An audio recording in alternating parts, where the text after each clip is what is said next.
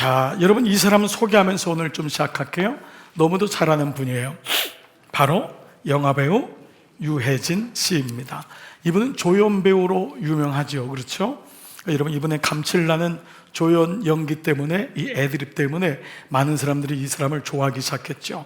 요즘은 이 사람이 주연으로도 나옵니다.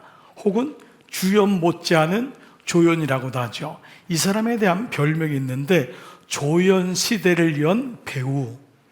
옛날에 조연은 아무 의미가 없었습니다. 이 개런티도 엄청나게 차이가 있었고 오직 주연만 뜨는 세상이었잖아요. 근데 조연이 뜨는 시대를 만들었다 했던 이 별명이 있습니다. 이 사람에 대한 몇 가지 평가가 있는데요. 첫 번째는 연기를 잘한다 보다도 현실 같다는 거예요. 이 사람은 주연의 얼굴이 아니에요. 여러분 알다시피, 그렇죠? 동네 아저씨 같은 거예요. 삼촌 같고 동생 같고. 근데 이 사람이 감칠맛 나는 연기로 꼭 현실 세계 같은 것을 우리가 보게 된다는 거예요. 두 번째는 이 사람은 조연의 미덕을 정확히 아는 배우래요. 이 사람은요, 많은 배우가 주연을 하고 싶은 유혹에서 결국 떨어져 나가고 사라지는데 조연만을 처음부터 원했대요. 그래서 자기의 분량, 원고가 많으면 딱 멈춘대요. 왜 나한테 이렇게 많은 대사를 주냐. 그래서 자기의 온도, 자기의 캐릭터를 정확하게 알고 있고 주연을 살리기 위해서 자기는 존재한다 라고까지 얘기를 했대요. 이 사람 어리석은 사람일까요? 아닙니다. 진짜 똑똑한 사람입니다. 세 번째는 어떤 사람이냐. 이 사람은 그런데 영화를 봤는데 주연만큼이나 오래 기억되는 배우래요. 영화를 봤는데 주연은 기억이 잘 안 나. 이 사람은 기억이 나요. 이해가 되시지 않으세요? 여러분, 이 사람이 조연을 시대를 연 배우다. 자, 1장에서 등장했던 세례 요한이 3장에서 다시 등장해요. 이런 경우는 거의 없어요. 이런 경우는 제자들 빼놓고는. 이 사람은 이미 1장에서 나왔다 죽어도 돼요. 근데 1장에서 나왔는데 3장에서 다시 등장해요. 이건 뭐냐 하면 이 사람이 메시지가 있다는 거예요. 뭔가 이 사람을 통해서 얘기할 게 있다는 거예요. 그건 뭐냐 하면은 이 사람을 통해 예수님이 누구신지를 요한은 얘기하고 싶은 거예요. 세례 요한을 다시 등장시킨 이유는 예수님이 어떤 일을 했냐, 이게 공간복음이에요. 마태, 마가, 누가. 근데 요한복음은 달라요. 요한복음을 독수리 복음이라고 해요. 위에서 본다는 거예요. 다른 건 땅에서 시작했어요. 하나님이 예수님이 뭘 했냐, 이게 공간복음인데 요한복음은 그분이 뭘 했냐가 아니라 그분이 어떤 분이냐. 그래서 세례 요한을 등장시켜요. 여러분, 세례 요한은 사가랴 제사장의 아들이에요. 예루살렘에 있던 사람이에요. 그러니까 그는 도시에 있었던 사람인데 어느 날 광야로 가요. 그러면서 회개운동을 일으켜요. 회개하라, 천국이 가까웠다. 놀라운 것은요, 사람들이 그에게로 인산인해로 모이기 시작하는 겁니다. 그래서 요단강에서 회개의 세례를 베풀기 시작했어요. 사람들이 엄청나게 모여요. 자, 오늘 그 장면이 나와요. 그의 삶과 메시지가 일치했고 무엇보다 사람들은 메시아에 목말랐어요. 그래서 그가 혹시 그가 아닌가, 그분이 아닌가. 메시아, 구약의 말로는, 신약의 말로는 그리스도, 똑같은 말이에요. 그분이 그리스도가 아니냐. 그래서 물었어요.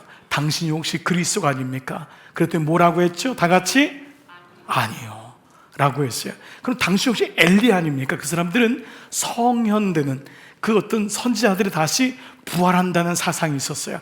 엘리야가 부활한 것 아닙니까? 라고 했더니 당신이 예언자 아닙니까? 했더니 그래서 화가 나서 그러면 누굽니까? 라고 하자 이분이 이렇게 말했어요. 자, 보세요. 이렇게 말했어요. 나는 광야에서 외치는 이의 소리라고 했어요. 나는 광야에서 외치는 사람도 아니고 그 사람의 just voice래요. 나는 nothing이라는 거예요. 아무것도 아니라는 거예요. 그저 광야에서 외쳤던 주님이 오시는 길을 닦았던 그 사람들의 소리에 불과합니다. 그리고 내 뒤에 오시는 분이 바로 the one, 그분이 그분이라는 거예요. 자기는 아무것도 아니라는 거예요. 자, 그게 1장에 나왔던 세례 요한에 대한 말씀이 시작돼요.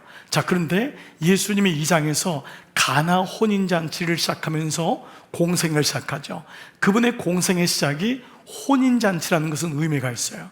이것은 예수님 마지막 계시록에서 혼인잔치, 어린 양의 혼인잔치로 그분의 모든 사역이 마무리가 돼요. 그분이 어린 양의 혼인잔치다. 그분이 어린 양 되신다. 잔치 때는 양을 잡거든요. 그분이 바로 구속주로 오신 분이다라는 것을 보여주는 일종의 표징, 시그널, 세메이온, 기적이 아니라 표징이라고 했죠. 예수님을 가리키는, 하나님의 일하심을 가리키는 세메니온, 시그널이다라는 것이 가나의 혼인잔치였어요. 자, 이제 그런 가운데 예수님이 사역을 시작하는데요, 여러분, 예수님이 세례를 주세요. 여러분 중에는 예수님은 세례를 받으셨지 언제 세례를 주셨나, 이게 묵상의 차이예요. 오늘 여러분 읽으시면서 예수님이 세례를 베푸셨네? 이 말씀을 보게 될 거예요. 자, 다 펜 드시고 이제 22절부터 한번 같이 한번 볼게요. 자, 그 뒤에는 가나의 혼인잔치 뒤에 예수님이 드디어 공생애를 시작하시는 거예요. 자, 그 뒤에 시작. 그 뒤에 예수께서 제자들과 함께 유대 지방으로 가셔서 거기서 그들과 함께 지내시면서 세례를 주셨다. 누가 세례를 주셨다고요? 예수께서. 주님이 세례를 주셨대요. 자, 그런데 뭔가 이상한 거예요. 그 당시 세례는요, 자기가 존경받거나 유명한 분이 있으면 랍비한테 가면 이 세례를, 정결 예식을 받는 것이 어떤 그 당시 어떤 있었던 일이었던 것 같아요. 그래서 세례 요한도, 그리고 예수님의 제자들도 세례를 주었다고 하는 문헌이 있어요. 자, 이제 그런 가운데 23절에 보니까 좀 이상한 일이 일어났어요. 23절 볼게요. 시작. 살렘 근처에 있는 에논에는 물이 많아서 요한도 거기서 세례를 주었다. 자, 무슨 말이에요? 살렘 근처에 에논에서 예수님이 세례를 주고 있는데 거기 물이 많아서 누구도요? 요한도 세례를 주었다는 거예요. 그러니까 지금 세례 요한의 사역하고 예수님 사역이 겹치고 있어요. 두 분이서 같이 세례를 주는 거예요. 그래서 사람들이 나서 세례를 받은 거예요. 자, 그런데 이때는 무슨 말이냐면 요한이 아직 사역을 왕성하게 하고 있었던 거예요. 그래서 요 말씀이 오늘 주시고자 하는 게 24절이에요. 자, 24절에 동그라미 칠 단어가 있는데 바로 그때는이에요. 여러분이 성경을 볼 때 동그라미 치시는 것 중에 하나가 뭐냐면 때라는 단어예요. 요건 뭐냐 하면은 얘기할 게 있는 거예요. 이 때가 요한이 아직 옥에 갇히기 전이었어요. 요한은 어떻게 죽지요? 옥에 갇혀서 머리가 배임을 당하는 참수당에 죽죠. 여러분이 아시는 헤롯 안티파스가 그 자기 동생이, 형이 죽었는데 형의 아내를 취해버려요. 그러자 헤로디아를, 그러면서 그것을 요한이 얘기하죠. 이거는 하나님 나라에 맞지 않습니다라고 했을 때 그는 결국은 요한의 그 머리를 죽이는, 그 살로메라고 하는 어린 딸을 그걸 해가지고 정욕에 차가지고 그만 죽이는 일이 일어나죠. 그러니까 이 요한이 옥에 죽기 전이었단 말이에요. 죽기 전이었단 말이에요. 그러니까 이 말은 뭐냐 하면 이 그때라는 게 요한을 분기점으로 해가지고 구약과 신약이 나눠져요. 우리는 구약이 말라기에서 끝나고 신약이 마태에서 시작하는 것으로 아는데, 좀 더 정확하게 말하면 말라기가 계시록 구약의 39권의 마지막 말씀이잖아요. 그렇죠? 자, 창세기부터 창세기, 출애굽기, 레위기 가면은 말라기, 그게 39번째잖아요. 그 다음에 나오는 게 신약의 마태복음이거든요. 그 사이가 400년의 시간이 있어요. 그거를 중간사 혹은 암흑기라고 해요. 왜 암흑기냐면 하나님의 말씀이 없었어요. 그래서 선지자가 아무도 없었어요. 이거를 암흑이라고 해요. 성경에서 말하는 암흑은요, 돈이 없고 직장이 안 잡히고 애가 안 생기고 이게 암흑이 아니에요. 성경이 말하는 암흑은 뭐냐면 하나님을 믿는데 음성을 들을 수 없을 때, 이게 암흑이에요. 내 인생의 암흑은 돈이 지금 안 벌려서가 암흑이 아닌 거예요. 좀 아파서 암흑이 아닌 거예요. 진짜 암흑이 뭐냐? 하나님을 믿는데 하나님의 음성이 안 들려요. 하나님의 현존이 믿어지질 않는 거예요. 그래서 이때 유일한 선지자가 누구냐면 바로 세례 요한인 거예요. 세례 요한이 400년 만에 등장해요. 그래서 이 장면이 뭐냐? 아직 그때는 요한이 아직 옥에 갇히기 전이었더라가 뭐냐 하면 구약과 신약을 나누는 분기점이에요. 세례 요한이 누구냐? 구약의 문을 열고 신약의 문을 연 사람이에요. 다시요? 구약의 문을 닫고 구약의 문을 닫고 신약의 문을 연 사람이 세례 요한인 거예요. 즉 세례 요한을 통해서 예수님의 시대가 드러나는 거예요. 그 여러분 너무 중요하겠죠. 세례 요한은 예수님을 드러내는 역할을 했던 거예요. 그게 세례 요한이에요. 그래서 오늘 이 세례 요한을 통해서 하나님이 우리에게 무슨 말씀을 하는지를 좀 묵상하고 싶어요. 자, 그런데 어떤 일이 일어났냐? 25절에 보니까 이 요한의 제자들과 어떤 유대 사람들 사이에 정결예법을 두고 논쟁이 벌어졌다는 거예요. 갑자기 여러분 성경 보면 왜 정결예법이지? 이 말은 뭐냐면 세례를 의미하는 거예요. 그 당시 유대인은 정결요법이 있었어요. 물로 씻어내는 거. 이게 그들의 정결요법이었거든요. 근데 이 세례가 등장한 거예요. 어느 순간에 세례가 들어오면서 자기의 죄를 씻거나 부정한 것을 어떤 존경받는 영적인 사람에게 세례를 받으면은 그게 무마되거나 사라진다고 믿었던 것이 그 당시 있었던 거예요. 그래서 이 정결예법에 대해서 사람들이 논쟁이 붙은 거예요. 이 말이 논쟁이지 뭐죠? 예수님의 세례가 진짜냐? 세례 요한의 세례가 진짜냐라고 붙은 거예요. 여러분 이해되시죠? 이 배경이. 그러니까 이 제자들이 모여가지고 사람들이 모여서 도대체 누구한테 가서 세례 받아야 되냐?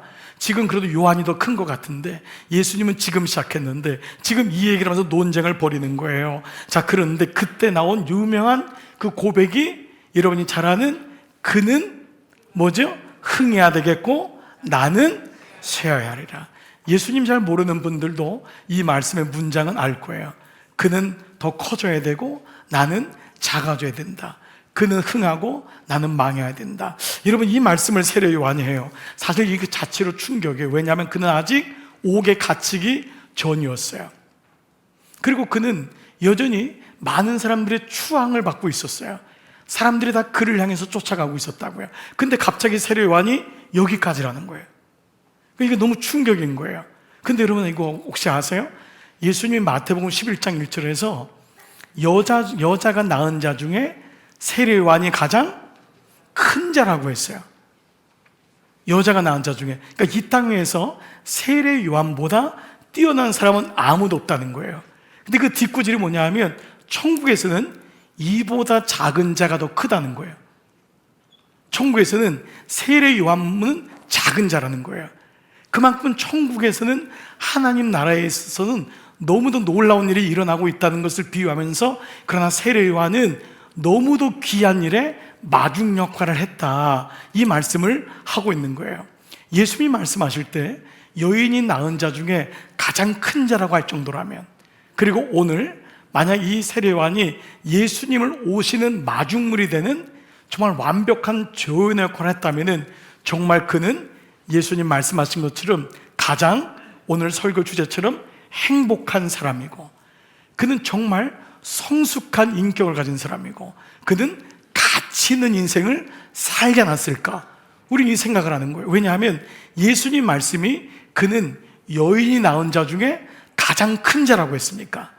그는 가장 행복했기 때문에, 가장 가치 있는 삶을 살았기 때문에, 가장 성숙한 삶을 살았기 때문이 아닐까라는 거예요. 그래서 오늘 우리는 이 세 가지 화두를 가지고 세례 요한의 말씀을 좀 같이 묵상했으면 좋겠어요. 자, 첫 번째, 오늘 세례 요한을 통해 알게 되는 게 있어요. 그게 뭐냐?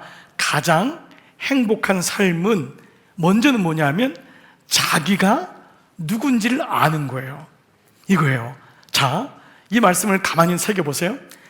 행복을 찾아서 우리가 얼마나 갑니까? 행복하려고 대학도 가보고, 행복하려고 직장도 얻고, 그렇게 행복하려고 일도 열심히 하고, 아이를 낳고 잘 기르면은 행복하려 합니다요. 남편을 잘해주고 아내를 잘 섬겨주고, 우리는 모든 게 행복이 우리 인생의 목적이 되죠. 근데 오늘 세례 요한을 통해 보는 게 뭐냐? 자기가 누군지를 모르면은 절대 행복하지 않다는 거예요. 자, 오늘 한번 구절을 볼게요. 본문을 보면은 예수님께서 같은 지역인데 세례를 베풀고 있어요.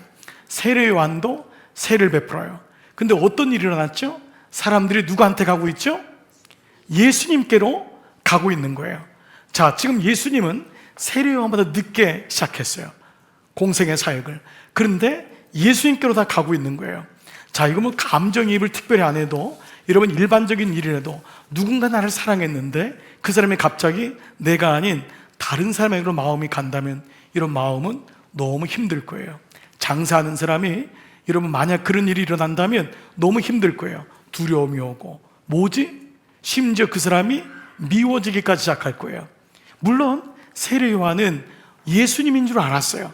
그분이 알았기 때문에 여기 대해서 뭐라고 말하냐? 이렇게 말해요. 27절 보세요. 요한이 대답하였다. 시작. 요한이 대답하였다. 하늘이 주시지 않으면 사람은 아무것도 받을 수 없다. 이게 뭐예요? 이건 하나님이 하신 거라는 거예요.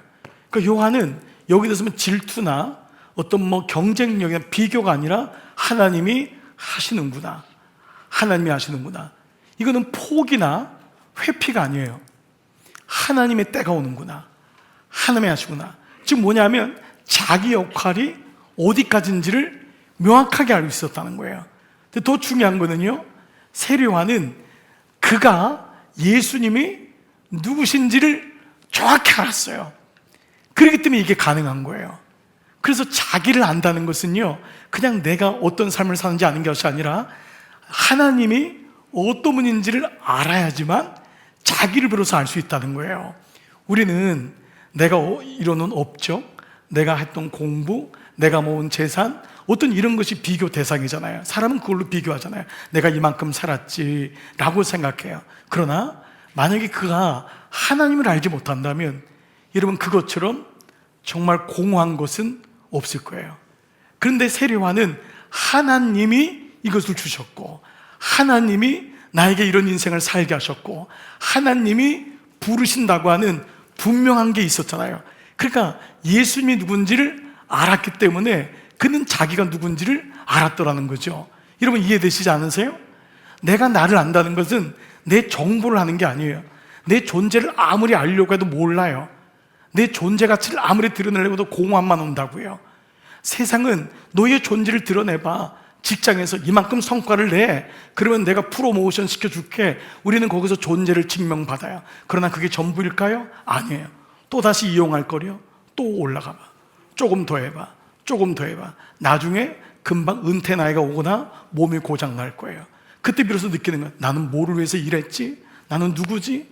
즉 나를 이 땅에 보내신 그분을 알지 못한다면 내가 누군지를 알 수가 없는 이유예요. 자, 오늘 9절 28절을 볼게요. 또 요한이 뭐라고 하냐? 너희야말로, 시작. 너희야말로 내가 말한 바 나는 그리스도가 아니고 그분보다 앞서서 보내심을 받은 사람이다 한 말을 증언할 사람들이다. 오히려 이것을 묻는 제자들에게 세례 요한이 뭐냐면 또 말하는, 나는 그리스도가 아니야. 그럼 너희야말로 그분보다 뭐예요?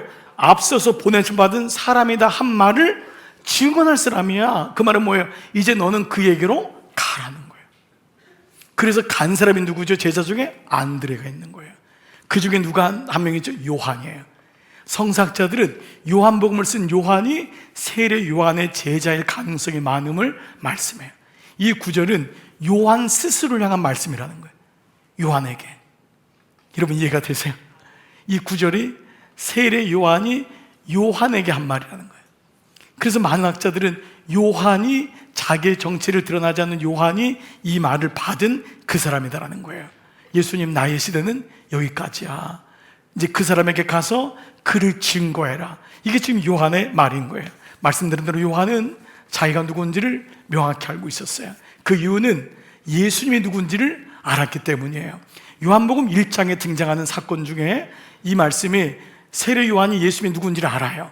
자, 1장 33절 한번 볼게요. 자, 다 같이 읽겠습니다. 시작. 나도 처음엔 이분을 몰랐습니다. 그러나 나를 보내어 물로 세례를 주게 하신 분이 나에게 말씀하시기를 성령이 어떤 사람 위에 내려와서 머무는 것을 보거든 그가 바로 성령으로 세례를 주시는 분임을 알아라. 네, 요한도 처음엔 이분이 누군지 몰랐잖아요. 근데 그가 올 때 그는 자기도 모르게 그는 세상 죄를 지고 가는 어린 양이로다 고백하고, 하나님이 그가 세례할 때 비둘기같이 성령이 임하면 그가 바로 D1, 그 사람이다 라고 하는 걸 들었을 때 그는 알았던 거예요. 그래서 비로소 그는 예수님인 줄 알면서 나는 내가 누군지를 알게 되었던 거예요. 세례 요한에 대한 말씀 가운데 여러분, 오늘 매일 성경에 왼쪽에 설명 부분을 한번 봐보실까요? 자, 왼쪽에 설명부 보면은 밑에서 문단, 두 번째 문단 27에서 28 거기 보이세요? 자, 왼쪽에 요한은 거기 한번 읽어볼게요. 시작. 요한은 자기 한계를 잘 알고 있습니다. 하나님이 주신 것으로 사역했고 주신 만큼 사역했고 주신 때까지 사역하다 이제 끝났다고 고백합니다. 여러분, 저는 지난 한 주간 이 말씀 때문에 너무 충격을 받았어요. 모르는 말씀은 아닌데 이게 문장으로 되니까 너무 이게 살아오는 거예요. 그는 자기의 한계를 잘 알고 있었다는 거예요. 자기가 어디까지인 줄. 이거는 포기나 회피가 아니에요. 하나님이 주신 것으로 사역했고 주신 만큼 사역했고 주실 때까지 사역하다가 이제 끝났다고 할 때 고백하는 거예요. 여러분, 이 사람 정말 행복하잖아요? 어떠세요? 행복하지 않으세요? 도대체 여러분은 어디서 행복을 찾으세요? 정말 멋있는 사람 아니에요? 야, 인생을 이렇게 사는구나. 주신 만큼 사용하고 주실 때까지 사용하고 하나님이 여기까지라고 하니까 하나님 감사합니다. 정말 그는 자기가 누군지를 알았고 무엇보다 예수님이 누군지를 알았던 사람이었던 거예요. 두 번째, 그의 성숙이에요. 가장 성숙한 삶은 신랑의 친구의 기쁨을 누리는 것을 오늘 본문을 통해 볼 수 있어요. 자, 한번 본문으로 들어가 볼게요. 가장 성숙하다는 것, 성숙의 사랑은 자기가 아니에요. 이기적인 게 아니죠. 너는 이렇게 이기적이야. 이 말은 뭐예요? 아직 성숙하지 않다는 거잖아요. 사랑이라는 것 자체가 이타적이다. 어느 순간에 저 사람이 행복했으면 좋겠어, 걔가 행복했으면 좋겠어. 이게 아비의 마음이죠. 걔만 살았으면 좋겠어. 이게 아비의 마음인데, 성숙한 사랑은 신랑의 친구의 기쁨을 누리는 것이라는 거예요. 자, 세례 요한의 고백을 한번 봅시다. 29절입니다. 시작. 신부를 차지하는 사람은 신랑이다. 신랑의 친구는 신랑이 오는 소리를 들으려고 서 있다가 신랑의 음성을 들으면 크게 기뻐한다. 나는 이런 기쁨으로 가득 차 있다. 자, 신부를 차지하는 건 신랑인데 이 사람은 신랑이 부럽질 않아요. 오히려 신랑이 그 신부한테 가는 것 때문에 너무 좋아. 여러분, 지금 이 표현 보세요. 신랑의 친구는 신랑이 오는 소리를 듣기 위해서 거기 서 있는 거예요. 아마 밤에 혼인잔치 때 사람들이 신랑이 오는 것을 미리 들러리로 가서 얘기해 주는 거예요. 그리고 신랑의 얼굴도 잘 모를 수가 있잖아요. 그 당시 깜깜하고 하니까 이 사람이 신랑입니다. 그래서 신랑의 친구는 서 있다가 음성을 들으면 더 기뻐하는 거예요.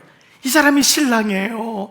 이분이 신랑이에요. 근데 나는 이런 기쁨으로 가득 차 있대요. 이게 관용어구라는 말씀 드렸죠. 이 용어는 이보다도 기쁠 수 없다는 거예요.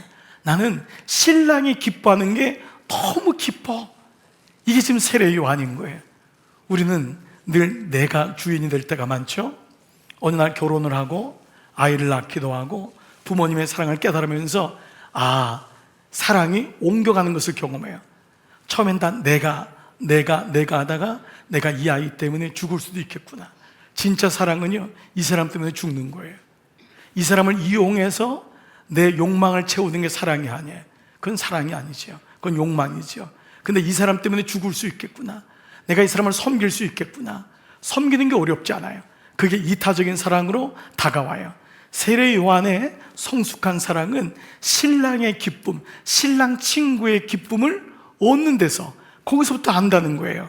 자, 이게 믿음의 세계에서 가장 성숙한 영역, 기쁨이라고 하는 정인데, 유대의 혼인 풍습에는 들러리가 있었어요. 그래서 신랑이 가기 전에 먼저 가서 있는 거예요. 신랑을 소개해주고 그 기쁨을 전해주는 거예요. 여러분, 이게 오늘날 지금은 많이 사라지고 지금은 안 하지요. 지금은 안 하는데, 여러분, 몇 년 전까지만 있었던 함이에요. 함. 지금 모르는 분은 지금 함제비예요. 함제비.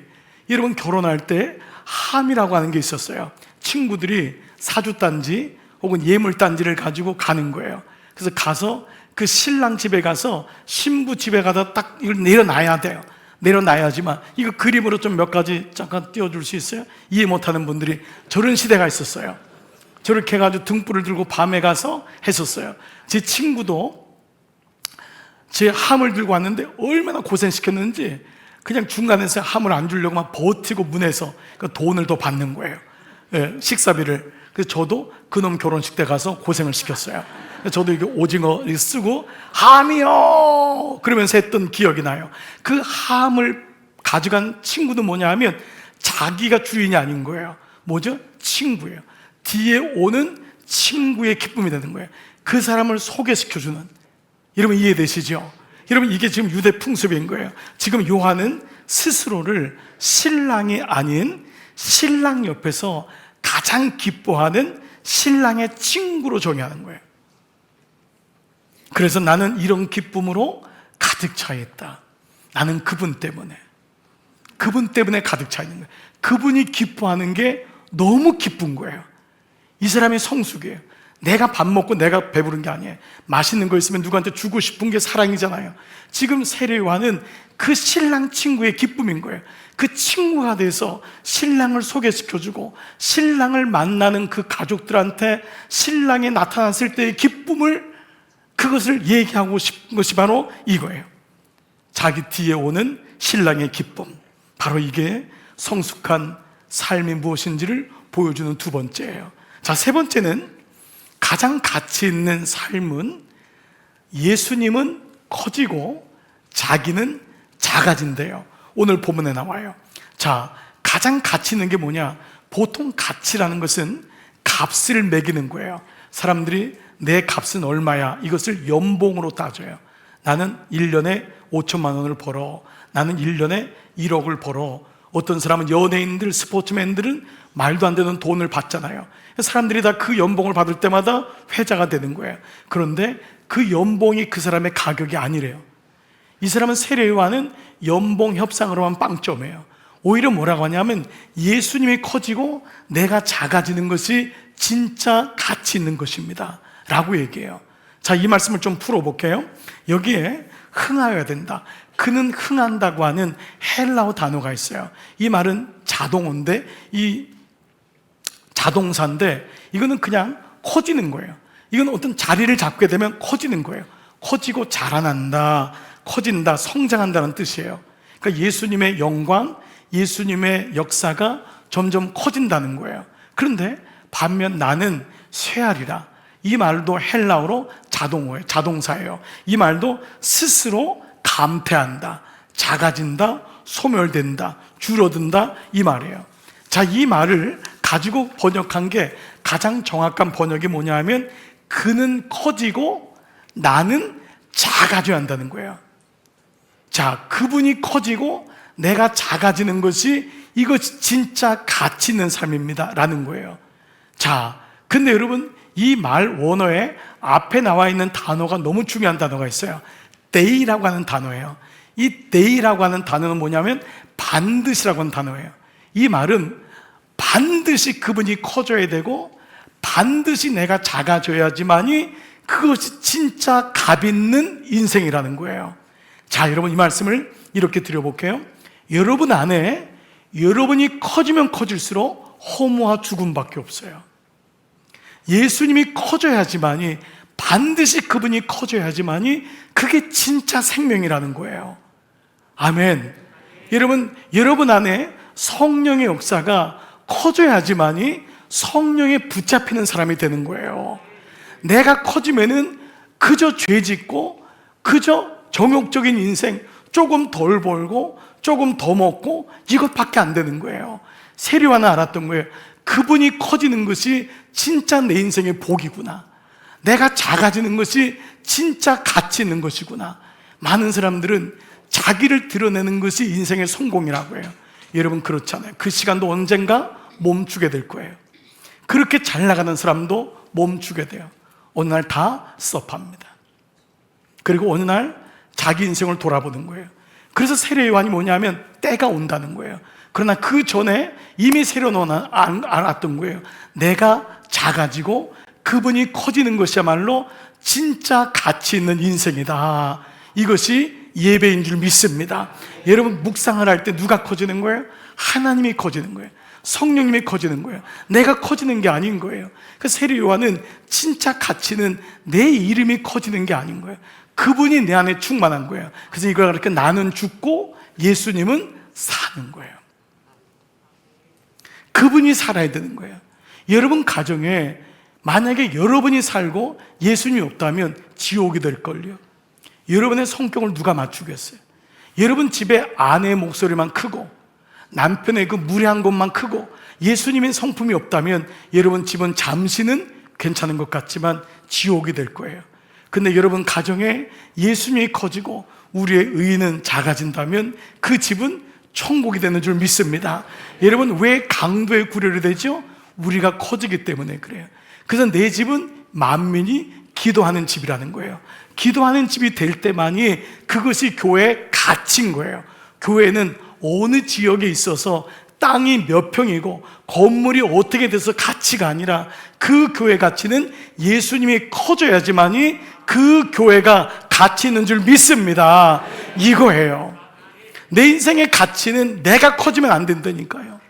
예수님이 커지는 거예요. 내 자녀의 가치는 내 자녀가 얼만큼 올라갔냐가 아니라 그 아이에게 예수님이 얼마나 있느냐예요.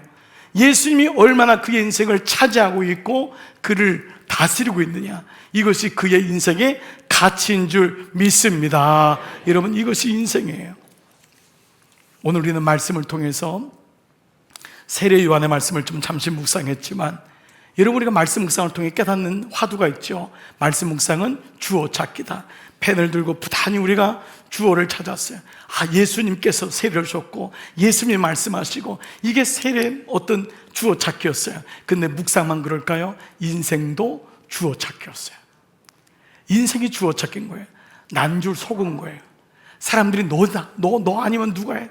다 그렇게 하니까 내가 주인공인 줄 알았어요. 내가 아니면 회사가 무너지는 줄 알았어요. 내가 아니면 우리 가정이 안 되는 줄 알았어요. 근데 알고 봤더니 주어를 찾고 시작했더니 주어가 주님이라는 것은 주연이 주님이시라는 거예요. 나는 뭐죠? 조연인 거예요. 이거를 깨닫는 거예요. 내 인생의 가장 놀라운 화두가 내가 결코 주어가 될 수 없다는 거예요. 주어는 죽으면 안 돼요. 주어는 아파도 안 돼요. 주어는 실수해도 안 돼요. 주어는 절대 잘못하면 안 돼요. 그러나 하나님이 주어이신 그분만이 완벽하시고 우리는 다 조연이라는 것을 말씀하고 있어요. 왜 조연이 행복할까요? 왜 조연이 가장 성숙할까요? 왜 조연이 가장 가치 있을까요? 첫 번째, 조연은 자기의 자리를 알기 때문에 그래요. 대부분 자기 자리를 모르면 불행하기 시작합니다. 조연은요, 매번 자기가 중심에 서야 한다는 압박감이 없어요. 많은 사람이 오늘날 왜 이렇게 정신적으로 아픔을 경험하죠? 다 내가 해야 되는 거예요. 모든 시 내가 책임지고, 내 집도 내 자녀도 내 아내도 내 배우자도 내가 책임지는 거예요. 그걸 책임진다는 건 굉장히 의미가 있어요. 그러나 스스로가 주어라고 생각하는 거예요. 조연은 결과를 혼자 독점하지도 않고 혼자 떠안지도 않아요. 그는 자기에게 주어진 역할을 묵묵히 기쁨으로 감당해내는 거예요. 불행은요, 모든 책임이 나에게 있다는 생각에서부터예요. 이렇게 된 게 내 책임이지. 그래서 가장 불행한 단어가 소년, 소녀, 가장이란 단어예요. 두 번째, 조연은 비교하지 않아요. 우리는 이 땅에 살면서 끊임없이 스스로를 비교해요. 거울에 비춰진 나, 사람들이 말하는 나, 늘 비교당해요. 그러다 보니까 늘 잘해야 되고 더 빛나야 되고 더 증명해야 돼요. 언제까지 여러분을 증명해야지 하나님이 여러분을 나의 사랑하는 아들이라고 얘기할 수 있을까요? 예수님이 세례받을 때 뭐라고 했죠? 이는 내 사랑하는 아들이요 내 기뻐하는 자라. 그 말 한마디로 예수님의 존재는 끝난 거예요. 이게 예배인 거예요. 하나님이 이 시간 나를 향해서 너를 증명하지 마라. 나는 너를 그레이드로 삼지 않는다. 너를 평점으로, 너를 평균 내가지고 너는 몇 점이고 몇 점이고 하지 않는다라는 거예요. 그러나 우리는 어린 시절부터 끊임없이 지금까지 점수로 매김을 당해왔어요. 그러다 보니까 우리 스스로도 나는 나를 증명해보고 싶어하는 마음이 있는 거예요. 주연은 늘 이끌어가고 비교당해요. 그런데 조연은요, 함께 즐거워요. 이게 조연이에요. 조연은 더불어 사는 것 자체가 기쁜 거예요. 그 삶이 오는 거예요. 이때 사람의 마음이 평안해지고 기쁘게 되죠. 무엇보다 조연은 주인이 되려고 더 이상 애쓰지 않아요. 어느 날 사극을 봤더니 여러분 이미 몇 번 말씀을 드리고 했지만 가만히 몇 번을 요즘 사극이 얼마나 많아요. 가만 봤더니 매일마다 머리를 막 쥐어짜고 모여가지고 밀실에서 막 머리 터지게 스트레스 받는 애들은 보니까 얼마 있다 다 죽더라고요. 주인공인 척하고 막 예쁘게 나와가지고 막 꼬리를 살랑살랑 흔들고 막 이런 애들 다 죽어요. 근데 보니까 무술이하고 내시는 안 죽어요. 그래서 영적인 원리를 깨닫는 거예요. 야, 이거 나에게 말씀하는구나. 하나님이 사극을 통해 말씀하는구나. 네가 주인공이라 절대 생각하지 마라. 착각하지 마라. 너 시대는 세례요한처럼 어느 순간에 가면 gone, disappear, 사라지는 거예요. 없어지는 거예요. 그는 내 주님 안에서 주신 시간 안에서 살아가는 거예요. 내가 영원한 조연임을 알 때 비로소 그때 행복이 오는 것이죠. 말씀을 마무리할게요. 앞에서 얘기 나눴던 유해진 씨 인터뷰인데요, 제가 그대로 한번 옮겨볼게요. 기자가 이렇게 물었어요. 유해진 씨에게 영화의 완성은 뭐예요? 그러자 이렇게 말했어요. 영화가 전달하려고 하는 메시지가 관객에게 잘 전달되는 게 아닐까요? 그러면 유해진 씨가 잘 안 드러나도요? 그러자 유해진 씨가 특유의 잇몸을 드러내면서 웃으면서 말했어요. 그게 뭐 중요해요? 원래 메시지가 전달이 안 되는데. 아니 근데 주연이 어디 있고 조연이 어디 있어요? 다 망하는 건데. 근데 관객에게 메시지가 잘 전달되면 그 좋아하면은 다 좋아지는 거 아닌가요? 그렇지 않나요? 그러면 되는 거 아닌가요? 내가 똑같이 안 했다고 웃지 않는 건가요? 유해진 씨가 그러면 되는 거 아닌가요? 그러면 되는 거 아닌가요? 그 말에 기자가 멍을 때리는 거예요. 그러면 되는 거 아닌가요? 몇 년 전에 복음주의자인 프랭크 셀러라고 하는 목사님이 쓴 세례 요한에 대한 쓴 책이 있었어요. The one who came before. 그냥 직역하면은 내 뒤에 오시는 그 사람, 내 뒤에 오는 그 사람, 세례 요한이에요. 근데 이 세례 요한에 대한 책을 셀러 목사님이 쓰면서 너무 충격적인 단어 속에, 문장 속에 저는 한참 좀 먹먹했어요. 그분의 문장이 이 문장이에요. 요한은 군중을 모으는 사람이 아니라 군중을 예수께 보내는 사람이었다. 우리의 보챔은 다 내가 모으려고 하는 데서 오는 거예요. 근데 요한은 사람들을 예수님께 보내고 싶었던 사람, 더 주고 싶고 흘려보내는 사람, 메신저 역할을 한 거예요. 다리 역할을 한 거예요.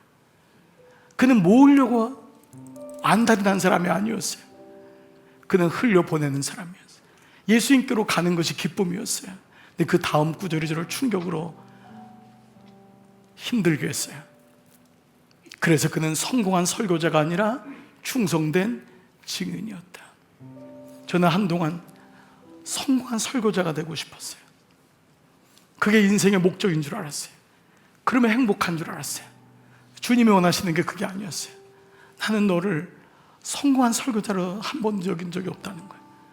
너는 나에게 충성된 증인이니. 우리는 성공적인 인생을 원해요. 그러나 만약에 주님은 그게 아니라면, 주님은 충성된 증인으로 우리를 부르신 거예요. 오늘 이것이 진짜 행복이에요. 사랑하는 여러분, 오늘 예배를 통해서 주님은 여러분을 분명히 세우실 거예요. 그렇지만 여러분을 통해서 정말 주님이 기뻐하고 그 주님의 참 증인이 된다면 여러분은 이미 성공하신 줄 믿습니다. 진짜 인생의 성공은 이거예요. 예수님 때문에 행복하고, 예수님 때문에 이타적인 사랑이 일어나고, 예수님 때문에 내 가치가 결정되는 거예요. 어떤 누구도 내 인생의 가치를 결정할 수 없어요. 어떤 누구도 내 인생을 향해서 잘 살았다 못 살았다고 할 수가 없는 거예요. 오직 예수님만이 내 인생의 목적이고, 오직 예수님만이 내 인생의 기준이고, 오직 예수님만이 내 인생의 행복이 될 때 우리는 세례 요한처럼 주신 만큼 사역하고 주실 때까지 사역하고 끝났다고 하면 주님 알았습니다, 감사했습니다, 주님께로 가서 영원한 인생을 사는 우리 모두가 되는 줄 믿습니다. 이번 한 주간도 이 은혜로 세례 요한의 이 말씀이 여러분에게 못 박혀서 승리하는 여러분 되시기를 주의 이름으로 축복합니다. 아멘. 여러분 말씀 노트 닫으십시다. 다 자리에서 일어나시겠습니다. 우리 같이 말씀을 아주 고백하면서, 주님, 나 주님의 기쁨 되기 원해요. 나 주님의 기쁨 되기 원해요. 내 마음을 새롭게 해주십시오. 내가 원하는 한 가지는 주님의 기쁨입니다. 오늘 이 말씀을 기억하면서 우리 찬양하고 여러분 세상에 파송하겠습니다. 주님의 기쁨 되기 원하네. 내 마음을 새롭게 하소서. 새 부대가 되게 하여 주사. 새 부대가 되게 하여 주사. 주님의 빛 비추게 하소서.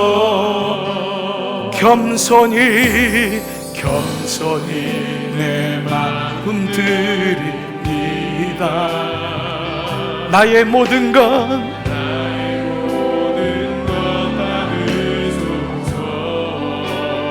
나의 마음을 깨끗게 씻어 주사. 주의 길로 행하게 하소서. 내가 원하는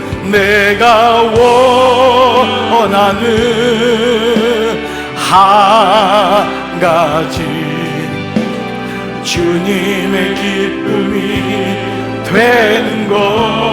내가 원하는 한 가지 주님의 우리 가능하시다면 두 손을 높이 들고 내가 원하는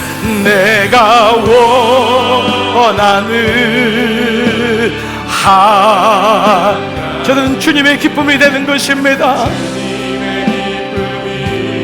되는 것. 내가 원하는 한 가지 주님의 기쁨이 되는 주님의 기쁨이 되는 것. 주님의 기쁨이 되는 것. 주님의 기쁨이 되는 것. 이 시간 기도할 때에 나의 행복이요 나의 성숙이요 나의 가치이신 예수님을 고백하며 함께 기도하겠습니다. 살아계신 아버지 감사합니다. 아버지 나의 행복은 예수님이십니다. 아버지 나를 아는 것은 주님 때문에 그렇습니다. 나는 비교당하지 않습니다. 비교하지 않습니다. 오늘 아버지 우리 안에 오시는 주님 세례요한은 예수님 때문에 기뻐했습니다. 예수님 때문에 즐거워하고 신랑의 친구의 기쁨을 아는 것이라고 했습니다. 아버지 그의 가치는 예수님 안에서 그분이 흥해야지만이 그분이 커지는 것이 내 가치입니다. 내가 커지는 것이 아닙니다. 그분이 커지는 것입니다. 그것을 고백했습니다. 자비로우신 아버지 하나님, 오늘 내 안에 진짜 행복, 진짜 성숙, 진짜 가치 예수님 때문임을 고백하오니 오늘 이 은혜가 오늘 새로운 종들 가운데 넘치기를 원하옵고 기도합니다. 자비로우신 아버지 예수님, 나는 예수님이 너무도 좋습니다. 예수님 놓치지 말게 하여 주옵소서. 예수님 붙잡게 하여 주옵소서. 오 주님 감사합니다. 오 주님 감사합니다. 주님 감사합니다. 주님 감사합니다. 주님 감사합니다. 주님, 예수님 나의 행복이십니다. 예수님 나의 성숙이십니다. 예수님 나의 가치이십니다. 주님, 이 기쁨이 우리 가운데 임하기를 원하옵고 기도합니다. 나는 조연입니다. 나는 주연이 아닙니다. 나는 절대로 주연이 아닙니다. 나는 조연입니다. 나는 절대로 주연이 되고 싶은 생각이 없습니다. 아버지,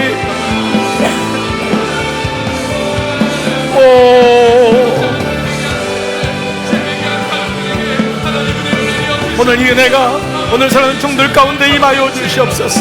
주님 감사합니다. 주님 감사합니다. 아멘 아멘. 내가 원하는 한 가지